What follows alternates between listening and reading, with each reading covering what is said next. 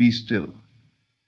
Withdraw your senses from the outer noise and remember this: miracles happen in silence. You were never asked to prove yourself to the world. You were asked to believe. And belief doesn't shout. It doesn't beg. It doesn't explain. It knows. Every great thing that has ever come into your life was born in stillness. Not in the chaos of action or the noise of opinion, but in that sacred inner chamber where your imagination dwells. There in the silence you saw it, and because you saw it, it was. You do not need to announce your vision. You don't have to justify your dreams. That need to explain is the voice of doubt. And doubt is not creative. Faith is. The world will tempt you to complain. It will try to provoke you into retelling your old stories of lack, of betrayal, of hardship. But each time you do, you re-enter the prison of your former self. You keep alive what you wish would die. So stop. Be quiet. Rest in the assurance that your world is reshaping itself even now in ways unseen. The most powerful transformations happen with no witnesses. The seed does not scream when it becomes a tree. The light does not boast when it breaks the dark. Remain loyal to the unseen. Be faithful to your inner vision, and refuse to lower your frequency by explaining it to those who cannot yet see. What is divine doesn't need defense. You are not here to be understood.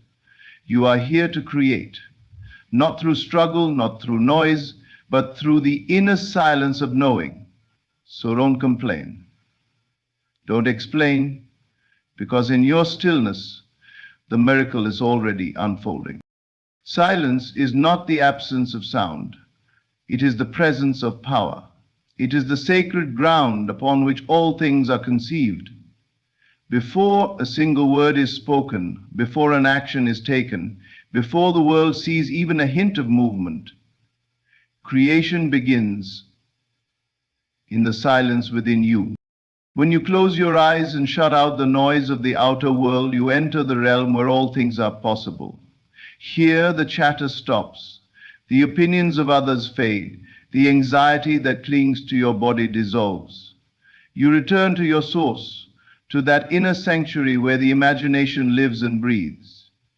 This silent space is not empty. It is fertile. It is rich. It is alive with potential. It is the womb of creation. In your daily life, you may be tempted to look outward for answers, for solutions, for change.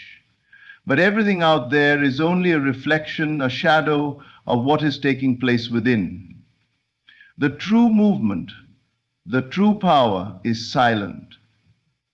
The world is shaped not by those who shout the loudest, but by those who dare to close their mouths and go inward. Those who plant their desires like seeds in the still soil of consciousness. You are given this inner world for a reason. It is your divine tool. And like any tool, it must be used with awareness. The stillness is not to be feared. It is to be trusted. For in silence, the noise of doubt cannot survive. In silence, the mind surrenders and the spirit speaks. To manifest anything, love, wealth, healing, peace, you must first allow it to exist within. You must feel it in your being, even if the senses deny it. That is the true act of faith, to stand in the middle of nothing and feel everything.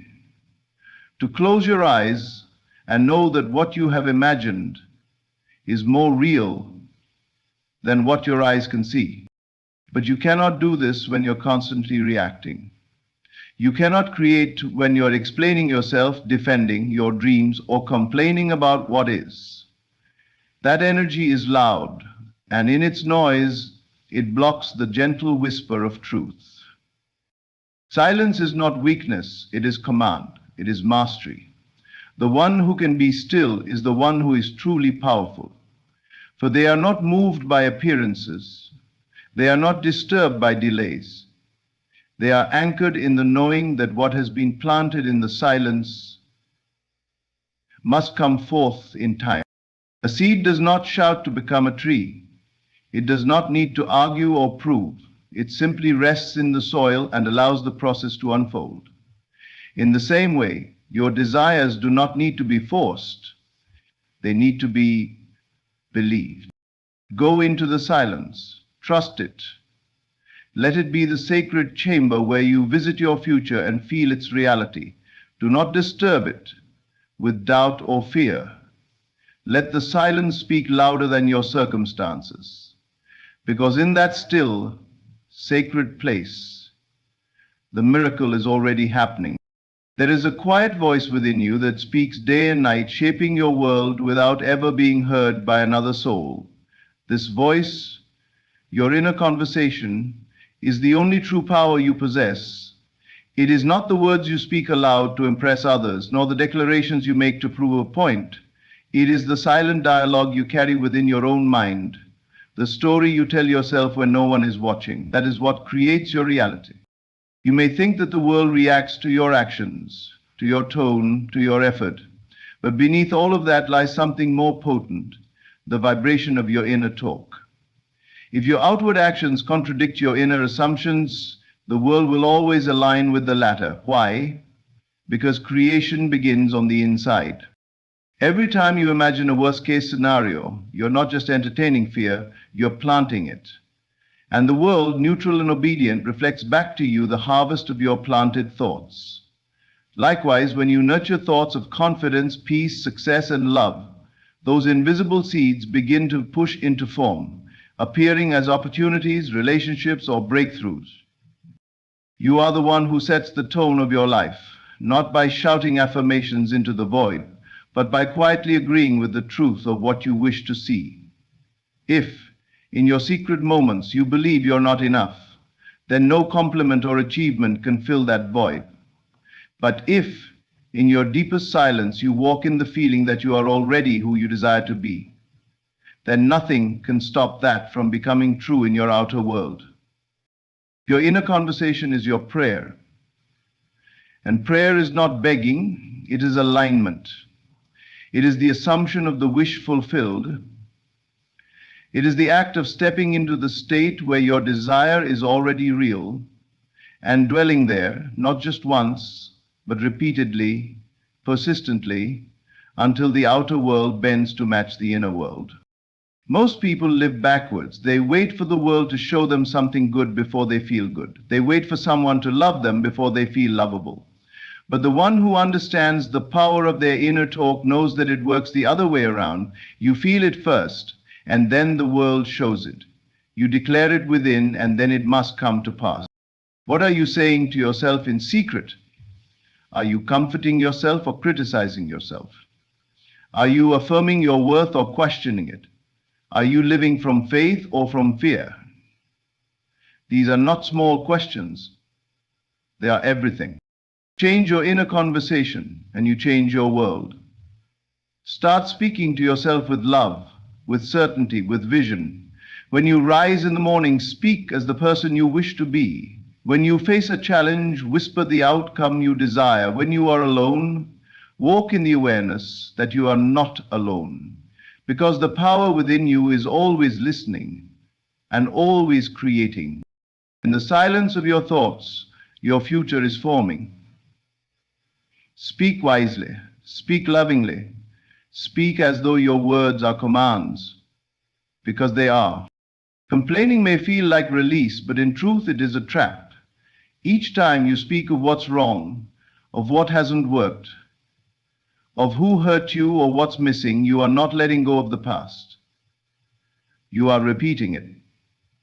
You are breathing life into it once more, giving it energy and permission to stay. The words may sound innocent, even justified, but beneath them lies an invisible act of creation. You are planting the very things you wish would leave. The universe does not respond to emotionless facts. It responds to states of being. And when you complain, you are not merely describing your reality. You are affirming your place in it. You are saying, this is what I accept. This is where I live. This is who I am. And by doing so, you set the pattern in motion again. The past does not leap until you stop dragging it forward with your words, your focus, and your identification. Silence is the only cure, because silence does not resist. It does not argue. It allows, and in allowing, it releases. When you resist your circumstances by constantly retelling them, you bind yourself to them. But when you fall silent, not in defeat but in inner assurance, you break the energetic tie. You say with your stillness, this no longer defines me. And in that sacred quiet, space is made for the new to enter. Look around you. All that you call your life is the result of what you once believed and repeated out loud or silently. The cycle of your life turns on the axis of your focus. Complaining is simply a way to keep the wheel spinning in the wrong direction. You must understand the subtle power of your attention. Where it goes, energy flows. And when you keep rehearsing the problem, you are unknowingly asking for more of it. You become the one who waters weeds and wonders why the garden. Let your silence speak of trust. Let your stillness declare your decision to detach from what was. Don't go looking for sympathy. Don't try to win the argument. Don't explain why it's so hard. Just step back, be quiet, and hold to a higher vision of yourself. This is not weakness. This is mastery. Only the strong can be silent in the face of the old. Only the faithful can turn inward instead of outward. And it is there, in that quiet, powerful space, that change begins. Don't wait for the world to give you a reason to be silent. Don't wait for the pain to stop before you stop speaking about it. You stop first. You fall quiet first. And the world will follow. Because when you stop talking about what you don't want, you stop creating it. When you stop explaining your limitations, you begin erasing them. And when you live in the stillness of faith instead of the noise of fear, miracles begin to move. Be still, be silent, and let the past be past. There is a sacred power in belief that asks for no explanation. It does not beg to be understood. It does not seek validation or agreement. It simply is. The moment you attempt to explain your vision, why you believe what you believe, why you see what you see, you begin to break the spell. You move from the realm of knowing into the realm of doubt. To explain is to ask for permission. It is to seek approval from the world, as though the fire within you must first be endorsed before it is allowed to burn. But true belief doesn't ask the world to believe with you. It doesn't wait for nods or applause. It is enough on its own. You must understand, the vision you carry within you was not given to anyone else. It is yours, tailored for your inner eye, your inner path, your inner purpose. To offer it up for analysis or discussion is to hand over a sacred seed to someone who cannot see its tree, and often those around you will not see what you see, not because they are against you, but because they were not meant to carry your dream. When you feel the need to explain, pause. Ask yourself, why am I doing this? Am I sharing or am I justifying? Am I standing in faith or am I trying to convince someone because I fear I might be wrong? Most often, explanation comes from insecurity, a subtle belief that your dream is not real unless someone else confirms it. But belief requires no echo. It needs no mirror. It lives in solitude and grows in silence. The most powerful people in history didn't announce their visions to be judged or dissected. They embodied them. They walked in the feeling of fulfillment long before the world recognized it. You weaken your power every time you lower your vision to make others comfortable. Every time you put words around something meant to be held in sacred silence, you expose it to misunderstanding, to judgment, to doubt. And what is doubted externally begins to chip away internally. If you let it, keep your vision locked in your heart. Let it grow there, free from explanation, free from questions. When someone asks what you're doing, smile. When they don't understand, bless them. You are not here to convince, you are here to know. And knowing is silent. There is a stillness in certainty, a calm in faith. It doesn't rush, it doesn't argue, it rests. And in that resting it creates. Let your actions speak, let your results speak, but your belief, let that remain untouched, unshared even. Because in keeping it to yourself, you are preserving its purity. You are protecting it from the opinions that cannot carry its weight. You are not here to explain the fire, you are here to be the flame. Let others see it when it burns bright, but until then, protect it, nurture it, keep it sacred, because belief, when undisturbed, becomes reality. Miracles do not arrive with thunder. They do not shout. They do not come wrapped in dramatic signs or loud displays.